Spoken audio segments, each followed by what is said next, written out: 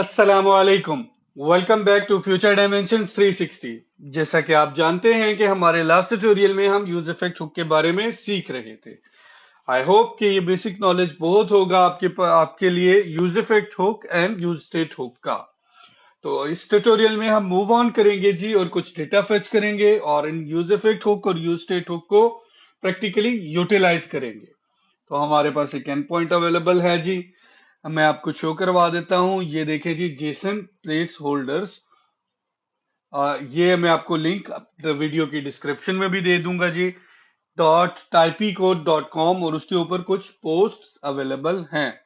अगर मैं ये मेन वेबसाइट पे चला जाऊं .com पे, तो देखें यहाँ पे काफी सारा डेटा, जंक डेटा अवेलेबल है, जिसमें कि मेरे पास पोस्ट हैं, कमेंट हैं, एल्बम हैं, फोटोज हैं, ट्यूडोज हैं, यूजर हैं। और ईच रिक्वेस्ट की हमारे पास get, post, put, patch and delete request available है। तो आप हर किस्म के ऑपरेशन को परफॉर्म कर सकते हैं अपनी लर्निंग के लिए इस साइट के ऊपर। तो आप ये लिंक कॉपी कर लीजिएगा, अपने पास सेव कर लीजिएगा। आपकी लर्निंग और अंडरस्टैंडिंग में बहुत काम आएगा। तो आज के हमारे इस ट्यूटोरियल में हम ये सारी पोस्ट को फेच करेंगे और अपने पास यूआई यूजर इंटरफेस पे इनको शो करवाएंगे।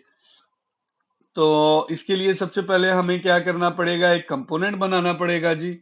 कंपोनेंट बनाने से पहले एक चीज ध्यान में रखिएगा कि लोग क्या करते हैं, नॉर्मली फेच एपीआई का यूज करते हैं, एपीआई लाइब्रेरी का यूज करते हैं एपीआई को कॉल करने के लिए।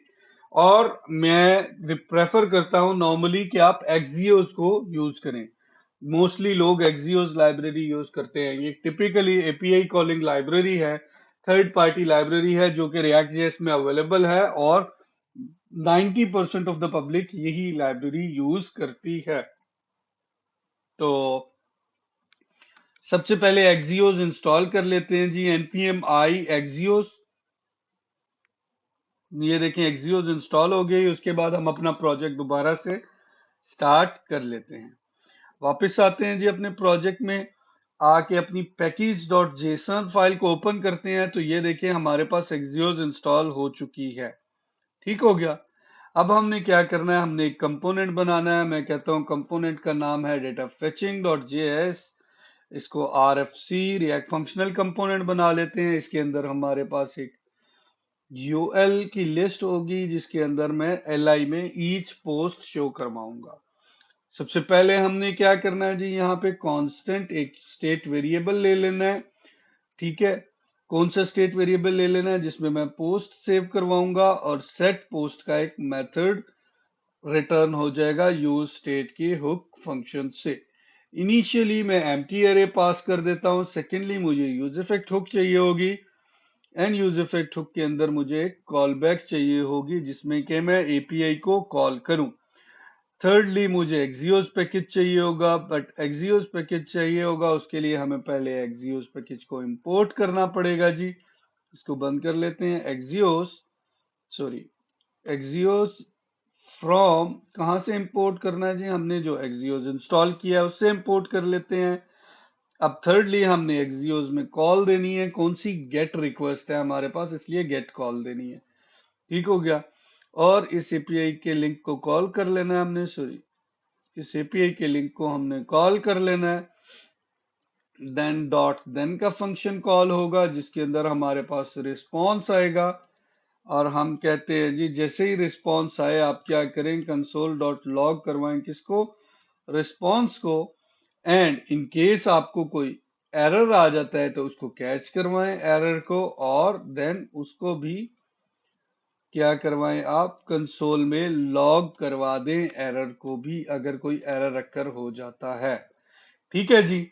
अब यूएल के अंदर हमने क्या करना है, हमने एलआई को मैप करवानी है, post in the form of LI. तो हम कहते हैं जी पोस्ट डॉट मैप, मैप का फंक्शन है, ईच पोस्ट आ जाएगी। और वो कैसे मैप होगी, अब यहाँ पे देखिए जी, सॉरी, एल आई के आइटम्स बन जाएंगे और इसके अंदर हमारे पास ईच पोस्ट जो है उसमें अवेलेबल है हमारे पास टाइटल और आईडी।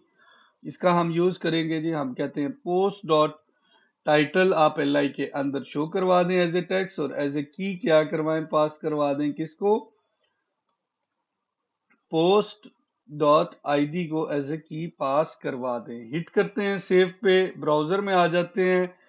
دیکھیں جی اپنے ریئیکٹ جے ایس کی اپلیکیشن میں ہمارے پاس براؤزر کے اندر کچھ بھی شو نہیں ہو رہا. انسپیکٹر میں جا کے کنسول کرتے ہیں اور اس کو ریلوڈ کرتے ہیں تو یہ اے پی آئی کال نہیں ہو رہی. کیوں؟ کیونکہ ہم نے ڈیٹا فیچر کے کمپوننٹ کو امپورٹ ہی نہیں کیا ایپ ڈاٹ جے ایس میں. ہم اس کو امپورٹ کر لیتے ہیں ایپ ڈاٹ جے ایس میں.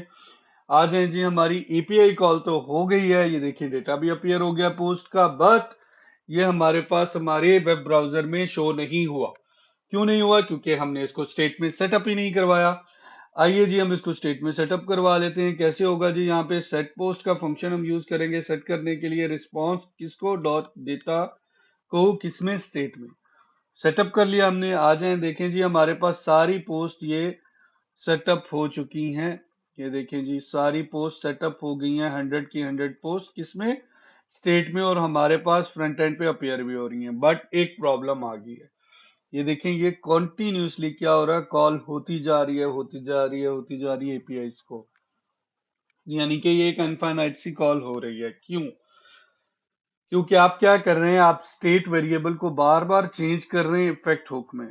جیسے ہی آپ اسٹیٹ ویریبل کی ویلیو چینج کر رہے ہیں یہ ری رینڈرنگ ہو رہی ہے کمپوننٹ میں، اور جیسی ری رینڈرنگ ہو رہی ہے آپ کا کمپوننٹ افیکٹ ہک کو اگین اینڈ اگین کال کر رہا ہے. آپ کو یاد ہوگا آپ کو بتایا گیا تھا کہ یوز افیکٹ ہک کمپوننٹ کے ہر رینڈر اور ری رینڈر پہ کال ہوتی ہے. تو یہ بار بار ری رینڈرنگ ہو رہی ہے کیونکہ پوسٹ بار بار اپڈیٹ ہوتی جا رہی ہے. اس وجہ سے یوز افیکٹ ہک بار بار کال ہوتی جا رہی ہے. اس وجہ سے آپ کی یہ ریکویسٹ انفینائٹ ٹائم کال ہو رہی ہے. اس سے بچنے کے لیے آپ نے کیا کرنا ہے، سیکنڈ پیرامیٹر ایمپٹی ایرے پاس کروا دیں تاکہ یہ ایک ہی بار کال ہو. موو کریں، کنٹرول شفٹ آر کریں. اب دیکھیں یہ صرف ایک بار کال ہوا ہے اور پوسٹ ہمارے پاس کیا ہوا، شو ہو چکی ہیں براؤزر میں.